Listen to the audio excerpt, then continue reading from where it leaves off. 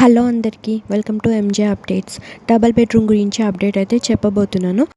ఈ డబల్ బెడ్రూమ్లు తెలంగాణలో ఎప్పటి నుంచి పంపిణీ చేయబోతున్నారు, ఎవరికి ఇవ్వబోతున్నారు, అర్హులు ఎవరు, ఇలాంటి ఇన్ఫర్మేషన్ ఈ వీడియోలో షేర్ చేయబోతున్నాను. సో వీడియోని స్కిప్ చేయకుండా కంప్లీట్గా చూడండి.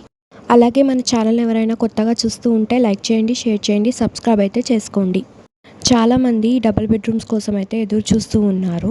అవి ఎప్పుడు పంపిణీ చేస్తారు, ఎవరికి ఇస్తారని చాలా డౌట్స్ అందరిలో ఉన్నాయి. ఇప్పుడు రీసెంట్గా జరిగిన సర్వేలో ఇల్లు లేని వారికి డబుల్ బెడ్రూమ్లు, అలాగే స్థలం ఉన్న వారికి 5 లక్షల సహాయం అయితే గవర్నమెంట్ చేయబోతుంది. అలాగే రీసెంట్గా జరిగిన సర్వేలో లిస్ట్లో పేరు వస్తే ఇంటి ముందు ఫొటోస్ అయితే దింపారు.